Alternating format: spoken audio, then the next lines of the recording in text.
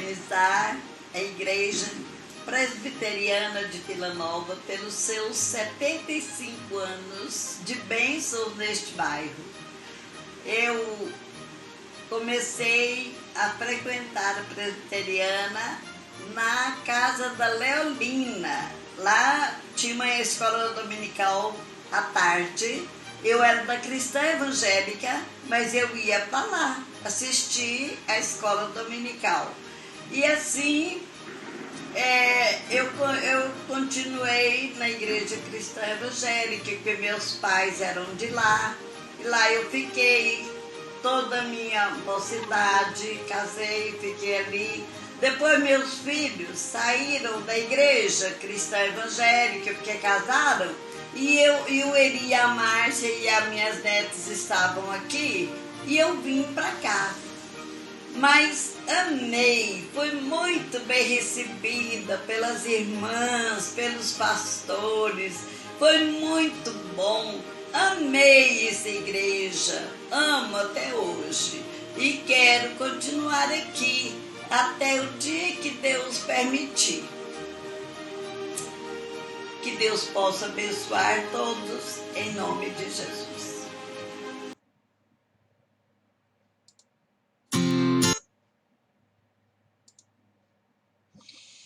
Olá, essa é o início de mais um estudo bíblico da Igreja Presbiteriana de Vila Nova.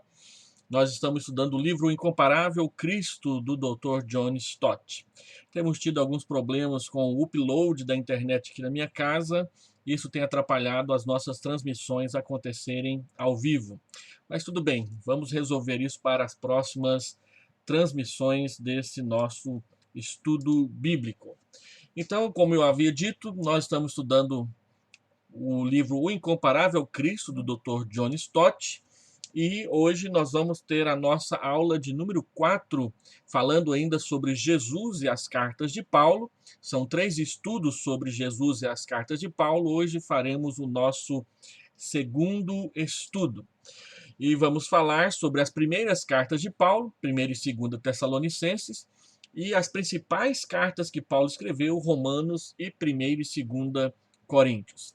Na semana passada nós levantamos a discussão sobre se 1ª e 2ª Tessalonicenses são as primeiras cartas que Paulo escreveu ou se foi a epístola aos Gálatas.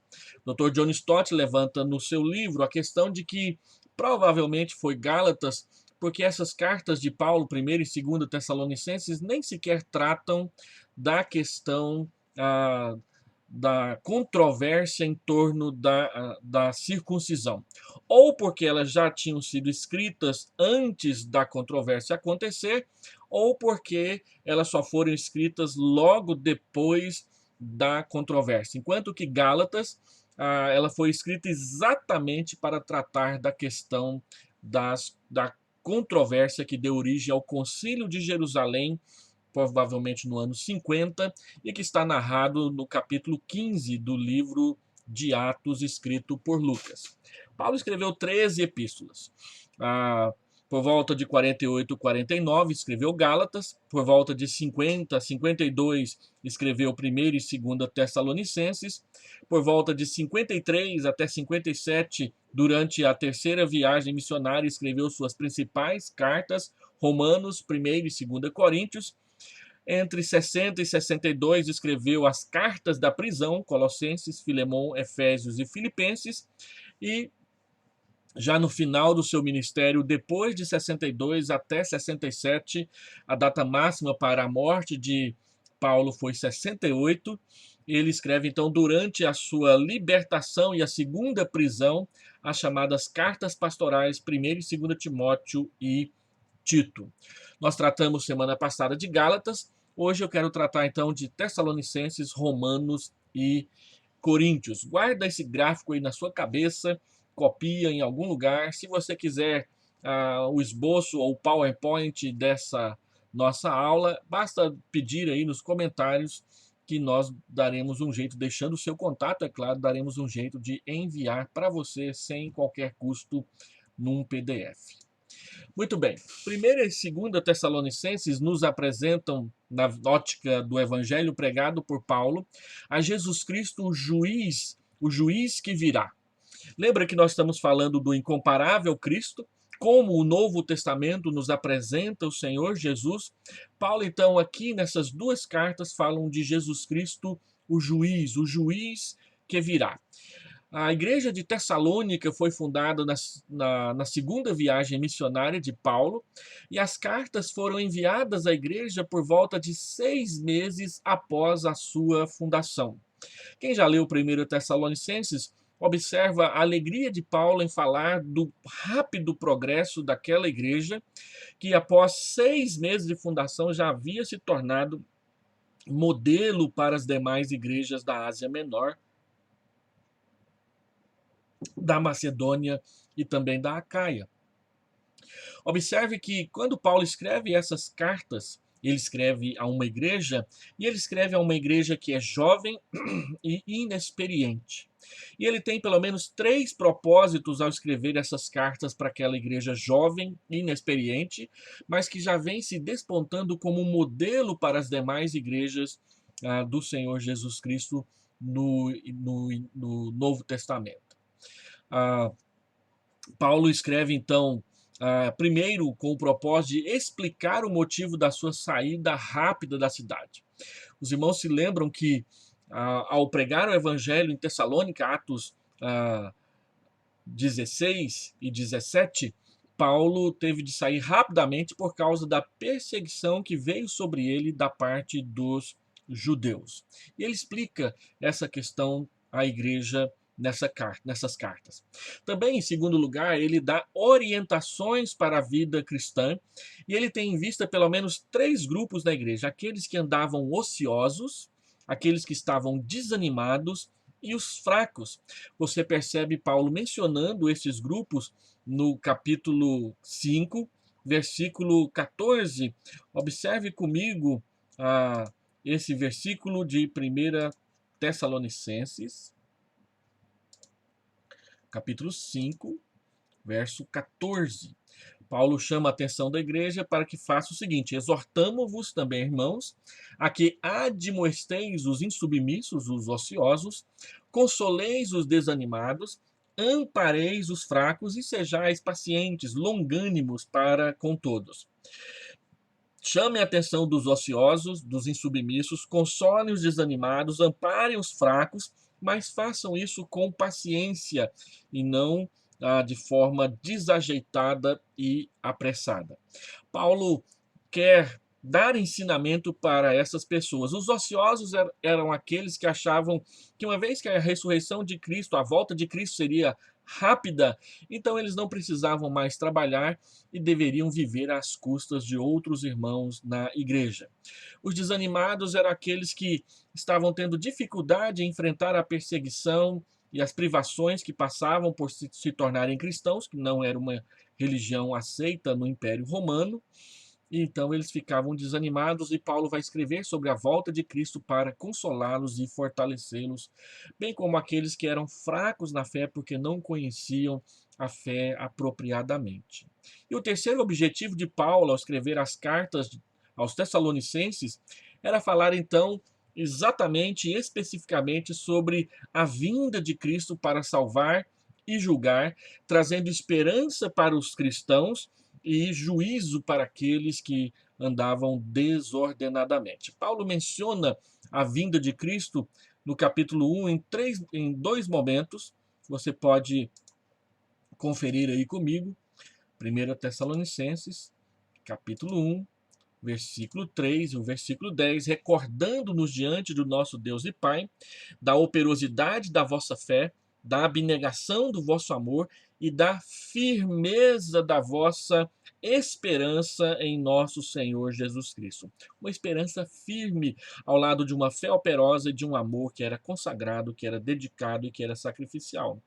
E no versículo 10 ele volta novamente ao tema da segunda vinda de Cristo, que ele irá tratar com mais detalhes a partir do capítulo 4. Então ele diz: "E para guardardes dos céus o seu Filho, a quem ele ressuscitou dentre os mortos, Jesus, que nos livra da ira vindoura." E esse é o versículo tema da epístola, porque diz que Jesus é aquele que ressuscitou dos mortos, por isso ele reina, e ele virá dos céus para nos livrar da ira vindoura, porque o juízo de Deus está nas suas mãos.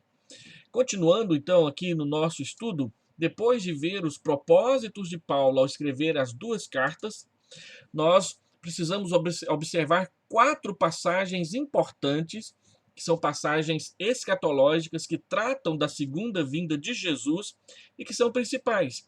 1 Tessalonicenses 4, de 13 a 18, ele escreve principalmente visando aqueles que estão sofrendo por causa do luto, e ele então diz para essas pessoas: olha, Jesus virá do céu.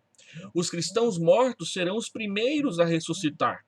Deus os trará com Cristo, e os vivos serão arrebatados para se encontrar com Cristo e o seu povo nos ares, de onde nos tornaremos apenas um só povo e um só rebanho para estarmos juntos eternamente com Ele. E é isso então que Paulo diz ao falar e ao escrever na sua carta que estaremos ambos juntos com Cristo eternamente, aqueles que estão vivos e serão arrebatados e aqueles que já morreram em Cristo. Com essas palavras a respeito da segunda vinda de Jesus Cristo, Paulo não tem a intenção de criar polêmica e de ficar alfinetando outras pessoas.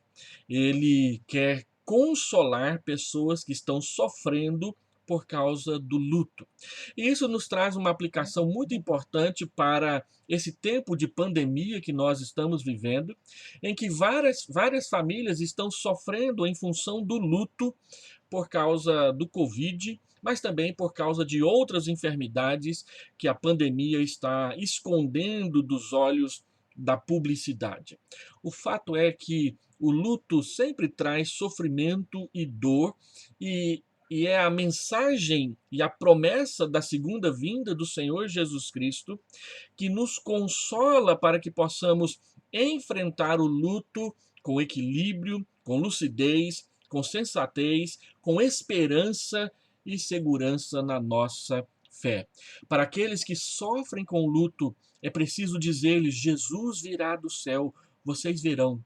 Os cristãos que já morreram serão os primeiros a ressuscitar, então Cristo os trará consigo e nós seremos levados até eles, transformados, para nos encontrarmos com eles nos ares, e depois, onde Cristo estiver, nós, os que estávamos vivos e aqueles que já morreram, ressuscitados, estaremos juntos com ele eternamente, sem mais qualquer tipo de separação. Esse é o primeiro ensinamento sobre a volta de Cristo que Paulo faz nas cartas de Tessalonicenses. O segundo está em 1 Tessalonicenses, capítulo 5, versículo 1 até o versículo 11. Paulo tem em vista aqui aos curiosos quanto à cronologia, que querem saber quando Cristo voltará. Paulo escreve na sua carta que a vinda de Cristo será repentina e inesperada. Ao dizer isso, Paulo não está ensinando, como algumas pessoas têm feito nos últimos dias, que a volta de Cristo ela é a qualquer momento.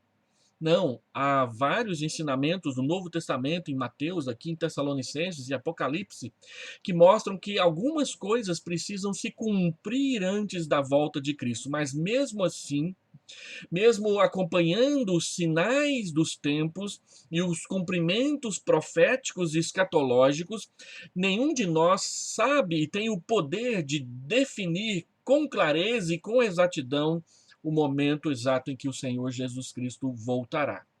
Ele diz que essa volta ela será repentina porque a humanidade não estará prestando atenção no que a Bíblia ensina sobre a volta de Cristo, e ela será inesperada porque as pessoas estarão achando que a mensagem do Evangelho não se cumprirá mais. Mas ela não é iminente, ela não é para amanhã, porque há Há fatos que precisam acontecer e Paulo vai falar sobre esses fatos nos dois grupos de passagens que nós vamos comentar a seguir. A terceira passagem importante sobre a volta de Cristo nas cartas de Paulo aos Tessalonicenses é 2 Tessalonicenses, capítulo 1, versículo 4 a 10. E ele tem como objetivo escrever essas palavras aos que sofrem severa perseguição. Ele fala aos que estão de luto, ele fala aos curiosos, colocando uma pá de cal, jogando água fria na curiosidade desnecessária e insensata, mas ele também fala aos que sofrem severa perseguição. Ele diz para estes o seguinte: quem partilha dos sofrimentos de Cristo partilhará também da glória de Cristo, porque Deus é justo e ele punirá todos os transgressores e perseguidores injustos. Quando você lê este parágrafo de 2 Tessalonicenses, capítulo 1, você tem a nítida certeza de que sofrer pelo evangelho não é algo que cairá em terra, mas que nos levará a não só partilhar dos sofrimentos de Cristo e da oposição ao Evangelho, mas da glória, da vitória e do julgamento de Cristo sobre aqueles que difamam e perseguem o seu Evangelho. Deus é justo. Cristo é justo e ele punirá os transgressores e todos aqueles que perseguiram os que amam a sua vinda. Isso quer dizer que a perseguição ela é mitigada e Deus nos traz consolo durante a perseguição por saber que nenhum sofrimento e nenhuma lágrima será vã. O Senhor está atento a tudo que nos acontece e Ele é aquele que vindicará a justiça sobre os que foram oprimidos, perseguidos e atacados por causa da sua fé em Jesus Cristo. E o último grupo de passagem que nós precisamos mencionar é 2 Tessalonicenses, capítulo 2, do versículo 1 até o versículo 12. Paulo tem em vista aqueles que estão confusos ou que estavam confusos por causa dos rumores de que o dia de Cristo já tinha chegado. Havia na época de Paulo um grupo que dizia que Cristo já tinha vindo, que não tinha esse negócio de esperar a volta de Cristo do céu e tudo aquilo que nós vimos no capítulo 1 do livro de Atos, de que do modo pelo qual vimos o Senhor subir, nós também o veremos descer das nuvens com poder e muita glória. Mateus capítulo 24, Atos capítulo 1 e também o livro de Apocalipse. Esse parágrafo de 2 Tessalonicenses 2, ele nos ensina pelo menos 3 verdades básicas. A primeira é que a vinda de Cristo não acontecerá antes da revelação do anticristo e a sua rebelião. Aos curiosos, Paulo diz, não dá para você marcar a data da volta de Cristo. Ela nos pegará de surpresa. Mas ele diz que essa surpresa não é porque a volta é iminente e ela pode ser a qualquer momento. Não, há necessidade de que algumas coisas se cumpram e aconteçam primeiro. E a primeira que Paulo menciona é a necessidade do surgimento do anticristo e a sua rebelião pública contra Jesus Cristo, Deus e o seu evangelho. Cristo voltará depois que isso acontecer, é o que nós falamos e ensinamos sobre a grande tribulação pela qual o cristianismo ainda tem de atravessar. O segundo ensinamento desse parágrafo é que a vinda de Cristo não acontecerá antes do fim da restrição à ação do anticristo, que pode ser o Espírito Santo ou pode ser a força reguladora do Estado. Não há muita certeza a respeito disso. Se você quiser saber mais detalhes, aquele livro A Bíblia e o Futuro, de Anthony Huckman, ele gasta um tempo falando sobre isso também, mas não dá para a gente fechar questão. É muito possível que seja a ação do Espírito Santo, porque o texto fala de Deus retirar o que detém o anticristo ou quem detém o anticristo. Os pré-milenistas acham que retirar o que o detém é o arrebatamento da igreja, mas parece que não convence muito esse ensinamento. E o que é importante saber, e que todos nós concordamos, é que antes da retirada dessa restrição à ação do anticristo, Cristo não voltará. Qual é a ação que restringe o anticristo? A dúvida se é o Espírito Santo, se é Deus usar a força reguladora do Estado, mesmo o Estado não cristão, para cumprir os seus propósitos. Você escolhe, você assume a responsabilidade de qual dos caminhos interpretativos você seguirá. E o terceiro ensinamento importante aqui do texto é que Cristo retribuirá com justiça a rebelião da humanidade na sua apostasia total em relação a Deus e a sua palavra. Quando Cristo voltar, ele não virá mais como o cordeiro mudo que foi levado ao matadouro. Ele virá como o leão da tribo de Judá, o rei que reina, aquele que existe eternamente para governar e a quem o Pai entregou o reino porque foi do seu agrado fazê-lo.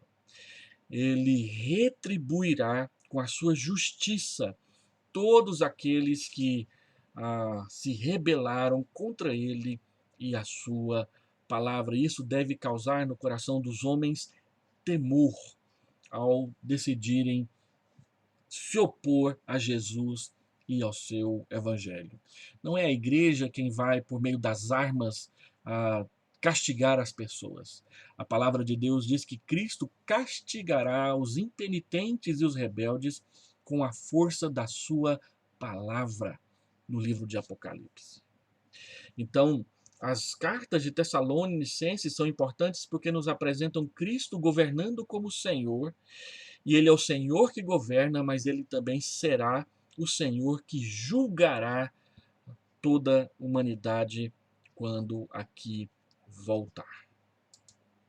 Então, nós precisamos meditar um pouco sobre as principais cartas de Paulo, Romanos, 1ª e 2ª Coríntios, que nos apresentam o cerne do Evangelho, que é Jesus Cristo, o Salvador. O contexto em que Paulo escreveu Romanos, 1ª e 2ª Coríntios é a terceira viagem missionária.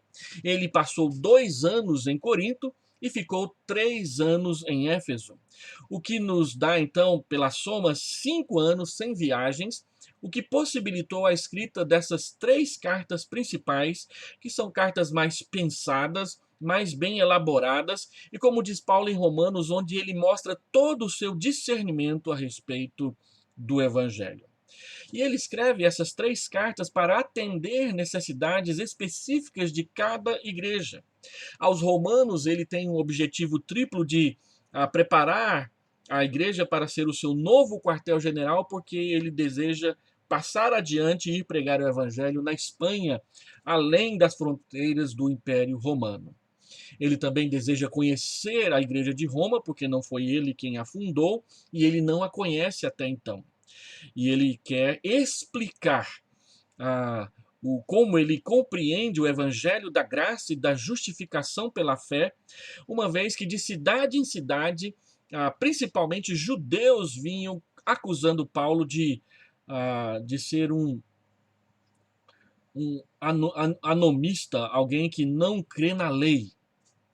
E ele então responde que ele não é alguém que desdenha da lei, mas que ele procura compreender e procura mostrar na carta aos Romanos a sua compreensão de qual é a função da lei em relação ao evangelho do Senhor Jesus Cristo. E as cartas aos Coríntios, ele visa responder a problemas específicos daquela carta. Daqui a pouco eu quero trabalhar isso com um pouco mais de atenção. Então, Paulo tem 3 objetivos ao escrever a carta aos Romanos. É um objetivo missionário, porque ele quer passar adiante. É pastoral, porque ele quer conhecer a igreja e passar um tempo com eles. E é doutrinário, porque ele quer esclarecer a doutrina da justificação pela fé somente, que deu origem à decisão da igreja no Concílio de Jerusalém, Atos capítulo 15. O tema da carta aos Romanos, então, é a necessidade universal de salvação. Não que a salvação é universal, mas que todas as pessoas do planeta necessitam dessa salvação, ainda que nem todas irão crer nela e recebê-la de bom grado. No capítulo 1 a 3, Paulo mostra que todas as pessoas são indesculpáveis e carecem da salvação. Todos pecaram e carecem da glória de Deus. Romanos capítulo 3, versículo 23. Dos capítulos 3 até o capítulo 5, exatamente do capítulo 3, verso 21 em diante, Paulo vai tratar até o final do capítulo 5 da doutrina da justificação em Cristo, que é a provisão de Deus para o perdão e a salvação dos nossos pecados. Do capítulo 6 ao capítulo 8, Paulo mostra que o evangelho não encoraja o pecado, capítulo 6, e nem a lei é culpada pelo pecado. A culpa pelo pecado é a nossa carne, a nossa natureza humana pecaminosa, capítulo 7. E o Espírito Santo nos dá a vitória sobre a carne por meio da santificação, o que ele gasta todo o capítulo 8 para explicar. E o capítulo 8 é o capítulo da Bíblia que mais trata sobre a ação do Espírito Santo na vida interna e íntima de um cristão. Em Romanos, ainda capítulo 9 a 11, Paulo trata da questão de Israel, que rejeitou o Messias e como os gentios foram inclusos na videira verdadeira que é Jesus. Há um grande debate nessas duas últimas semanas sobre Israel por causa dos ataques de Israel ao Hamas e dos ataques do Hamas a Israel, e toda vez que isso acontece se levanta a questão de que a igreja deve orar por Israel, porque Deus tem um papel e um lugar especial para Israel no futuro. Nós que somos amilenistas, cremos que não há um lugar especial para Israel no futuro, ainda que muitos de nós possam admitir, sem muitos problemas doutrinários e teológicos, que de fato Deus trata Israel de uma forma diferente. Isso não quer dizer que a salvação que é dada a Israel é diferente da salvação que é dada a toda e qualquer pessoa que é gentílica. Ou seja, tanto Israel como nação, como os brasileiros, os norte-americanos, os russos, os norte-coreanos, todos, para que sejam salvos, precisam se render a Jesus Cristo. E no futuro, Deus não irá tratar com Israel de um modo específico, deixando a igreja de lado e voltando-se completamente para Israel. E no capítulo 9, 10 e 11, Paulo responde 3 perguntas relacionadas à situação de Israel, para mostrar por que os gentios foram incluídos na graça e como Deus se relaciona com o seu povo a partir de então. Israel não é o povo exclusivo de Deus, o povo de Deus é a igreja. Israel era a igreja do Antigo Testamento, e Paulo vai dizer isso com todas as letras na Epístola aos Gálatas, e a igreja é o Israel de Deus a partir do Novo Testamento. Nós, amilenistas e aliancistas, cremos que a aliança traz unidade para o evangelho da antiga dispensação e da nova dispensação. Dizer que nós somos da teologia da substituição é uma forma simplista de tratar o amilenismo. O amilenismo não fala de uma teologia de substituição. O amilenismo fala de uma teologia de continuidade. Há uma continuidade entre o Israel do Antigo Testamento e a igreja do Novo Testamento por causa da aliança. O que nos uniu a Cristo e o que nos mantém unidos em Cristo é a aliança que Deus fez com Jesus Cristo, e Jesus Cristo a fez com o seu povo. Não há substituição, há continuação. É nesse ponto que os aliancistas se prendem ao tratar essa questão de Israel. Isso não quer dizer que não devemos orar por Israel, mas também não quer dizer que não devemos orar pelo Hamas. Devemos orar por todos aqueles que carecem da misericórdia de Deus, individualmente e também como nação. Capítulos que vêm a seguir, Paulo deixa bem claro que os israelenses salvos são os que creem pela fé. Capítulo 9, a incredulidade de Israel é baseada em sua teimosia, não no decreto divino, capítulo 10, e o pecado de Israel não é total nem final, pois haverá conversões em massa no futuro. Capítulo 12, Paulo trata da ética e o comportamento dos salvos, que devem amar uns aos outros com amor fraternal e servir uns aos outros pelo exercício dos seus dons. A ética perante o Estado, nós devemos interceder pelo Estado, quer ele seja pagão ou não, por causa do Evangelho. E capítulo 14, a ética perante os fracos na fé. Não estamos juntos na mesma igreja para dizer que você é fraco e que eu sou forte e que eu tenho mais direitos do que você, ou que eu sei mais do que você e que eu posso mais do que você, e vice-versa. Nós estamos na igreja não para discutir a fé, mas para viver a fé juntos. A nossa ética ela é cristológica, porque ela é baseada na morte, na ressurreição e na vinda do Senhor Jesus Cristo. 1 Coríntios, a carta trata de 20 temas pastorais diferentes. É uma carta rica em assuntos que nós muitas vezes precisamos tratar nas nossas igrejas locais. Uma carta que trata sobre as divisões e problemas dentro das igrejas. As causas das divisões são erros doutrinários quanto à igreja e quanto ao pastoreio e quanto à ressurreição do Senhor Jesus. Capítulo 1 a 3, Paulo trata exclusivamente da questão das divisões e como pastoreá-las. No capítulo 4, quem é o pastor? Quem é aquele que Deus escolhe para pastorear o seu povo? Ele é um servo, ele é um hiperetas. Ele é aquele que trabalha servindo a todos. Capítulo 5 e 6, Paulo trata da disciplina e como aplicá-la nas questões sexuais e nas questões sociais. Ele trata da questão do incesto, que tem a ver com questões sexuais, no capítulo 5, e ele trata da questão de dívidas e como resolvê-las usando a igreja como mediadora no capítulo 6. Capítulo 7, Paulo responde várias perguntas sobre casamento, solteiros e celibato.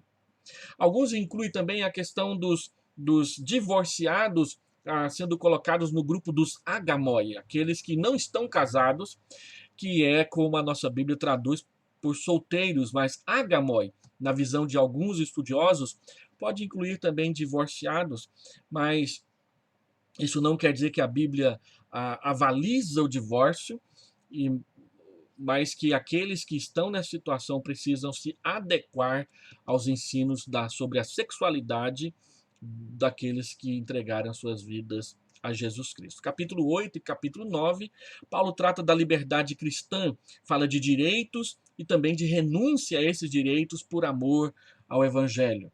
Ele trata no capítulo 9 sobre o sustento dos pastores e como que esses pastores podem e devem se comportar em relação a isso. Capítulo 10 a capítulo 14, ele vai tratar da vida da igreja e do seu culto. Trata também dos dons espirituais. Há muita riqueza sobre espiritualidade e vida devocional e vida comunitária nesses 4 capítulos da primeira epístola aos Coríntios. Mas há também muito puxão de orelha do apóstolo Paulo. Ele questiona os cismáticos, ele questiona os menosprezadores, aqueles que acham que a sua condição social lhes dá mais direitos da igreja do que a outros, e ele questiona também os partidaristas, e ele usa exatamente o assunto da ceia para tratar desses 3 grupos que na igreja precisam receber um forte puxão de orelha para aprender a andar ordenadamente. No capítulo 15, nós temos o grande capítulo doutrinário de 1 Coríntios, que é o clássico sobre a ressurreição, onde Paulo mostra o que ele crê a respeito da ressurreição e o que o cristianismo ensina a respeito da ressurreição de Cristo. 2 Coríntios, Paulo trata de 4 questões. Problemas pessoais de Paulo com a igreja de Corinto, motivados pela escrita da primeira carta, e de mais 2 visitas que Paulo precisou fazer a Corinto e que ele discute sobre essas visitas nos primeiros capítulos da segunda carta. É a sua carta mais pessoal, ela tem como cerne a polêmica contra os superapóstolos e os falsos apóstolos. Capítulo 11, ele vai puxar a orelha daqueles que se consideram apóstolos, e é um recado muito sério para os neoapóstolos da nossa época, especialmente os daqui da nossa cidade de Goiânia, Goiás. E Paulo delineia os elementos essenciais de um ministério cristão autêntico, no capítulo 4, 5 e bem no início do capítulo 6. Um resumo da carta, do capítulo 1 ao capítulo 3, ele mostra as razões para a sua mudança de planos quanto a Corinto. Ele disse que iria lá e acabou passando rapidamente, e isso deixou muita gente zangada com ele. Paulo diz que não foi leviano, ele não ficou muito tempo porque ele queria poupar a igreja de uma ação severa demais da sua parte, e que ele confiava nas promessas de Deus de cuidar do seu povo. Muitos chamaram-no de covarde por causa disso, mas Paulo se defende dizendo que ele não foi covarde, ele só não quis causar mais sofrimento e nem ser alvo de mais sofrimento por parte dos irmãos. Capítulo 3 a 6, nós temos o miolo da epístola, que é o grande capítulo sobre a vida cristã autêntica e o ministério cristão autêntico. Paulo faz 3 afirmações básicas para a vida ministerial de cada irmão dentro de uma igreja. Todos nós somos ministros de uma nova aliança. Todos nós guardamos um tesouro em vasos de barro, e o tesouro é Jesus Cristo. E todos nós, sem exceção, recebemos da parte de Deus o ministério da reconciliação, de modo que nós devemos abandonar de vez a ideia de partidos na igreja, porque cada cristão, cada mulher, cada homem tem a responsabilidade de conduzir o outro ao perdão e ao pedir o perdão quando for necessário. Nós recebemos o ministério da reconciliação. Daqui a alguns dias eu devo continuar a minha exposição dessa sessão de 2 Coríntios na Igreja Presbiteriana de Vila Nova. Capítulo 8 e 9, Paulo trata então da coleta aos pobres de Jerusalém e da graça de participar dessa coleta. Esses 2 textos não tratam a respeito de dízimos, eles tratam a respeito de ofertas. No entanto, muitas pessoas usam esse texto para criticar a doutrina dos dízimos ou para ensinar a doutrina dos dízimos.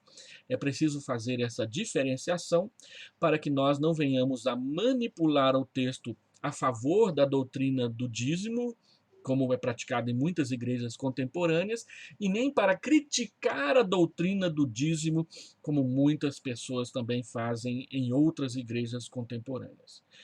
O objetivo de Paulo é falar de cuidado de irmãos necessitados. E o expediente que ele usa para isso é a oferta.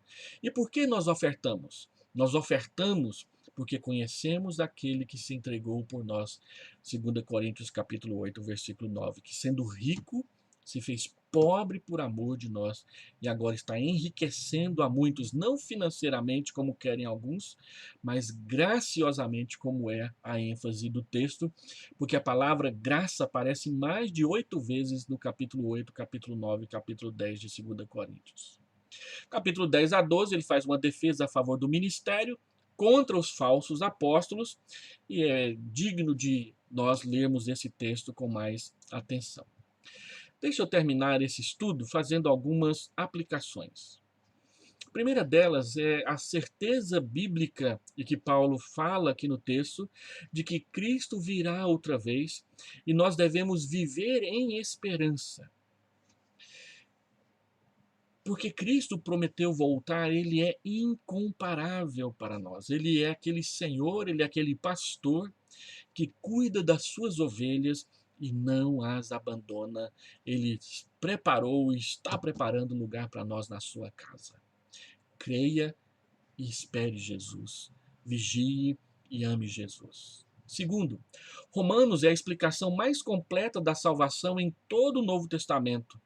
É um manual de vida cristã para todos nós. Como se vive pela graça, como se é justificado pela fé somente. Quem é justificado pela fé tem paz com Deus, tem acesso à graça de Deus e aprende a viver em alegria mesmo ao atravessar tribulações, pois o faz com esperança. Terceiro, a vida na igreja é mantida mediante esforço e confiança em Cristo. Paulo fala de tarefas e obrigações nas cartas aos Coríntios que nós devemos praticar para manter a igreja sadia e unida. E em quarto lugar, Somos todos ministros de Cristo. Somos todos vasos de barro. Somos todos embaixadores da reconciliação. Portanto, sempre que você se envolver em alguma briga, em alguma intriga ou em alguma fofoca na igreja, livre-se disso e tome a postura de ser instrumento de reconciliação e não para aumentar o dano na igreja pela divisão, pelo partidarismo e pela vanglória. Nosso primeiro ânimo em qualquer questão de relacionamento é buscar e promover a reconciliação das pessoas com o Senhor Jesus e umas com as outras. Que Deus te abençoe. Deixa eu fazer uma oração. Pai amado, nós queremos pedir ao Senhor que a tua graça atue nas nossas vidas por meio da tua palavra que lemos nas cartas aos Tessalonicenses, Romanos, em 1º e 2º Coríntios. Desperta-nos para ler e também guardar a palavra. É a oração que eu quero fazer em nome de Jesus. Amém. Até o próximo estudo, se Deus quiser, ao vivo. Vamos tentar resolver essa questão do upload aqui na minha internet. Mas Deus te abençoe. Daqui a pouco essa palavra estará no nosso canal.